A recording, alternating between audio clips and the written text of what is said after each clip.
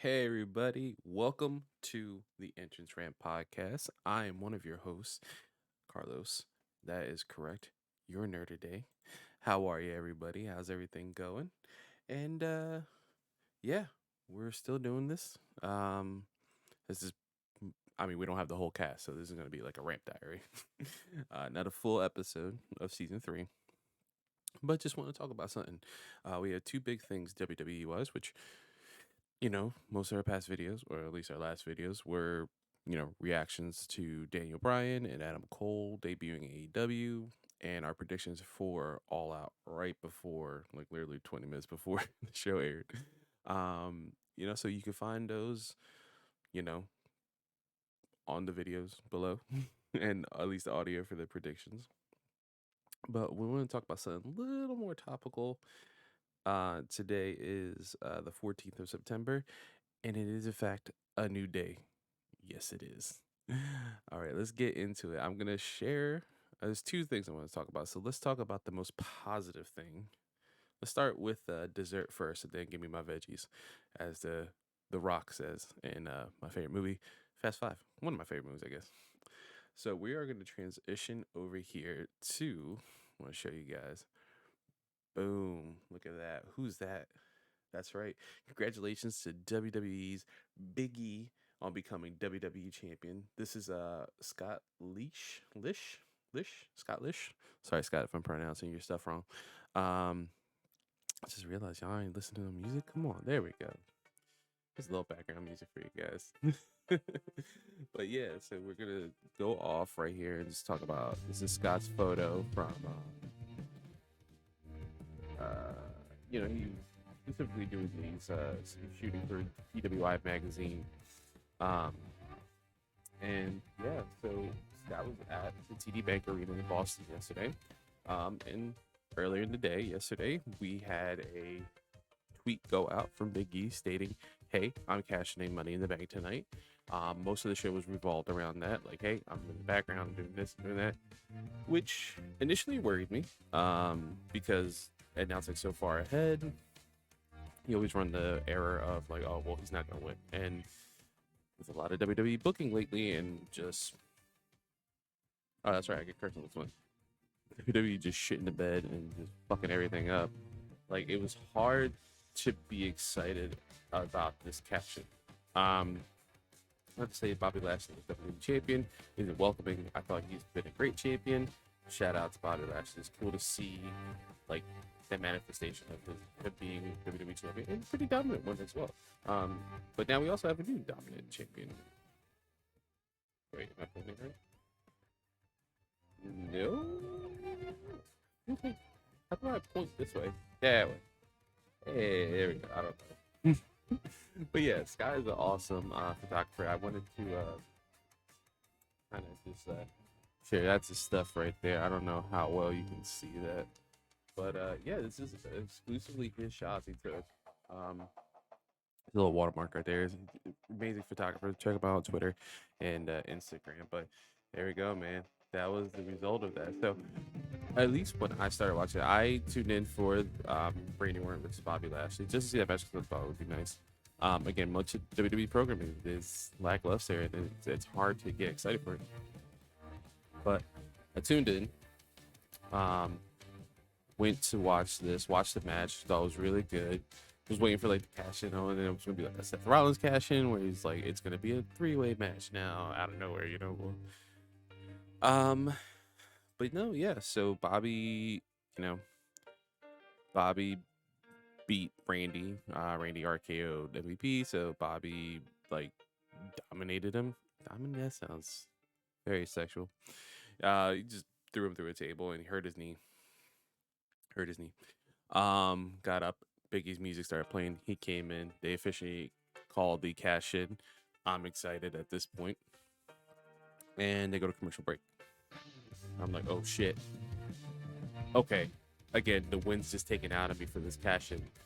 And this is just WWE programming specifically, but this is what pisses me off. So the wind gets taken out of me again. Like Money in the Bank is one of my favorite pay-per-views. for the just excitement that you can get. Like, oh, this means that this girl can do anything at any time. Like, it just makes the field so much more fun and like unpredictable. And so many cash-ins have been so cool. Like Raw's cash-in was one of my favorites. Edge's first cash-in, the first cash-in ever, was awesome. My personal favorite, funny enough though, it's kind of hypocritical of me.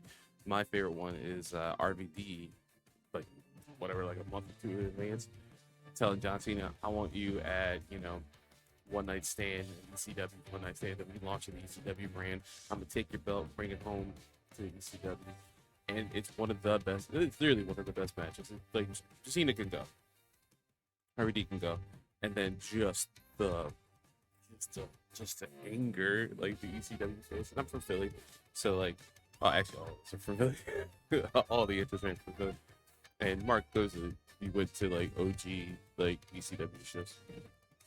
So I'll tell you, like, that forever is like crazy. I've been to one as a child. It's nuts, dude. I'm telling you, it's incredibly insane.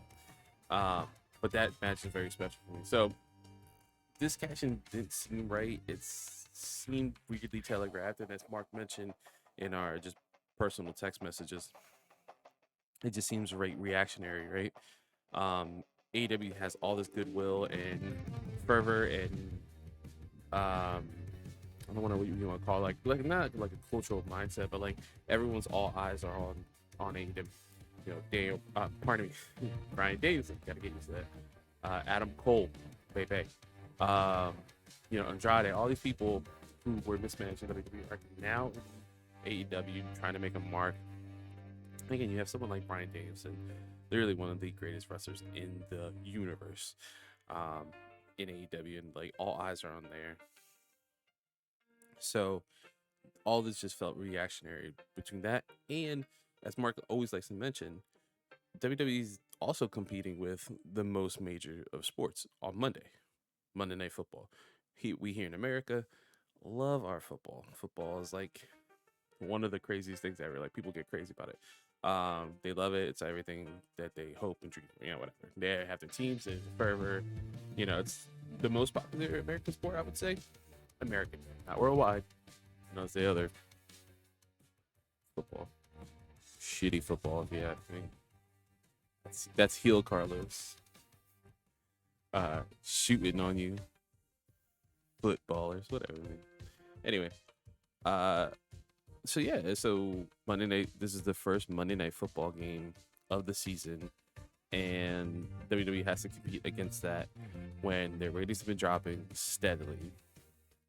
They don't have the goodwill of the fans, and at least from production and like storyline purposes, we keep hearing, hey, this is thrown in together last minute. This is happened in last minute. This is this and this and that. Like, it's ridiculous at this point. So for this outcome to actually happen, for like Big E to actually cash in successfully at the end of Raw, it's actually special.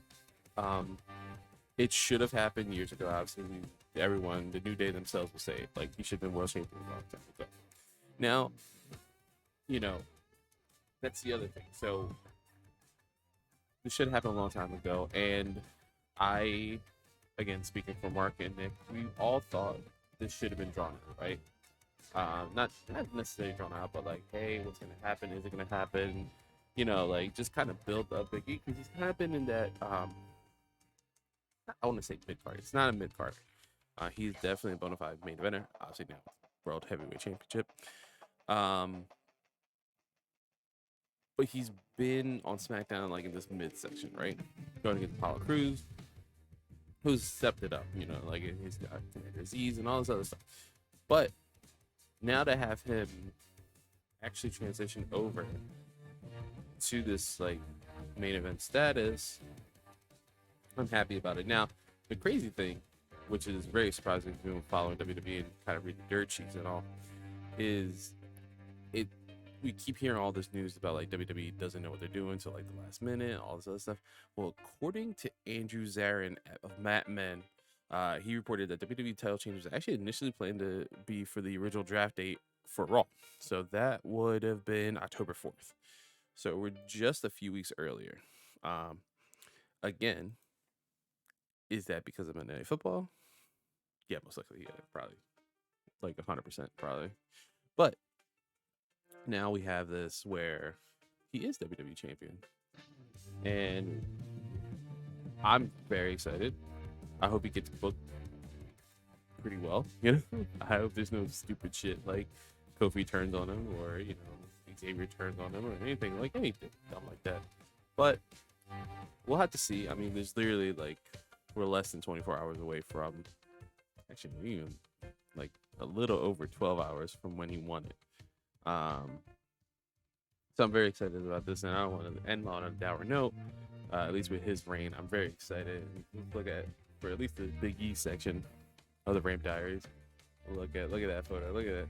Yeah, the pure emotion in his eyes. I started crying, honestly. And we're almost to the section where he's about to we almost had this holy trinity of wish fulfillment, at least for New Day fans, right? So we have Kofi's been WWE Champion, really good reign until literally the last second. That literally sucked. Big E's now WWE Champion. That's awesome. I don't know if Xavier wants to be WWE Champion, but I know what he does want. I'm looking at you. Bring back the King of the Ring. Make our boy the King of the Ring. He just wants to be king. King Xavier. Is that so hard? Come on. It's one of the most successful YouTube channels ever in up, down, down. I know it's a WWE thing still. He made it. He's a G4 host. Come on. He's the kind of funny commish. This man needs to become King of the Ring. It needs to happen. All right. So moving on.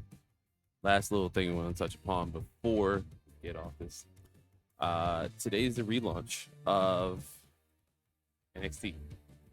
Does it need a relaunch, you say? No. I would say no. I would disagree with you. I would say, hey, it does not need a relaunch. Why would you want a relaunch? And then Vince McMahon's like, I don't care. I'm going to get rid of all these indie wrestlers. AEW can take whoever the hell they want, and I don't give a fuck. That's Vince McMahon, though. And so, yeah, tonight is the relaunch and rebranding, I guess, of NXT. It has a new, multicolored logo. Actually looks pretty decent. I don't mind that. We're also we should have entered the new era with Samoa Joe as the first ever 3-time NXT champion. Unfortunately, due to injury, and WWE Medical reportedly made the call on Joe's status, so the decision was made to strip Joe of the title and crown a new champion with tonight's Fatal 4-Way. And I'm actually reading this quickly from Wrestling Inc. This is Mark Middleton. So yeah, 2.0 is launching without a World Heavyweight Champion. Now, also 2.0 is apparently going to focus on more WWE developed people, not like people who came from the Indies can work this WWE style, more he just signed, I think his Gunnar Hansen is going to be his WWE name, but Parker Bordeaux. It literally looks like you just copy and pasted Brock Lesnar, de-aged him, put more tattoos on him, and yeah, that's it. He looks like a ever so slightly smaller Brock Lesnar with more tattoos. And yeah, I mean, he signed right out of college just on physique alone, right? This guy has no wrestling talent. I don't want to say talent. He has no wrestling background. Like a Johnny Organo, Tommaso Ciampa. Seriously, with the no SD card thing. I hope that does. I hope it actually does. Fuck it. It's hilarious. Someone that WWE can develop from the ground up. So that's kind of where we're going on with WWE. I mean, there are some people who work the indies, but this is someone that can mold and just mold into the WWE wrestler, right? Kind of more going back to a developmental thing. Now the third brand has. I've seen it. I swear by it was the third brand. Unfortunately, that's not where we get. So we have a few things coming tonight. So Joe's legitimately hurt apparently. And WWE Medical legit actually won't let him do it. And yeah. So we're gonna get a new stage, new colors, new entrance. It looks like Wale is doing the music. What's up, Wale? You don't know me. Your music's good though. What's up, man? And we have a couple things launching 2.0 of NXT. So we have the wedding of Dexter Lumis and Indy Hartwell. The NXT Women's Champion Raquel Gonzalez is defending against Frankie Monet, formerly Taya Valkyrie of the Indies, Mexican Wrestling, and Impact Wrestling. LA Knight versus Tommaso Ciampa versus Kyle O'Reilly versus Pete Dunne was initially going to be a first contenders match to see who was going to go against Samoa Joe. Now it's going to be for the vacant NXT title. My choice, actually, Mark's choice, because we're on like a lot of Facebook groups together, it's Tommaso Ciampa because he's immediately going to lose it. Whoever WWE wants him. That's his choice. I'm going to go with Kyle O'Reilly. I love Kyle O'Reilly. There's no more Bobby Fish in NXT. It's going to be an MLW though in Philly, so thinking about that. Adam Cole's in, AEW with the Super Elite. So Kyle O'Reilly. I mean, legit. I mean, he's like 2-time ROH World Champion, I believe. Like, dude's ridiculous. I believe he's won PWG. He won Bola Battle of LA, right? Is that right? The PWG like tournament. I believe he's won that. I think he's been their heavyweight champion as well. I mean, I have been a huge fan of Kyle O'Reilly since ROH and stuff. So him and Bobby Fish. So like I've always liked with tag team, but they also do single stuff, which is really cool. So that's my choice. So I don't want to say dour note, but let's see how tonight goes with the relaunch of NXT. And again, congratulations to our new WWE World Heavyweight Champion, Vicky. Thank you. Again, my name is Carlos. Your nerd today. That's actually my Twitter handle for me personally, because I'm also flipping other stuff for my own channel. This has been another episode of the Ramp Diaries. Again, you can find us. Just search the entrance ramp on YouTube so we get that custom URL. We have a Facebook page. We have an anchor link that's listed below. You can find us places. Hit us up too as well. We have a Twitter. Until next time, see you guys.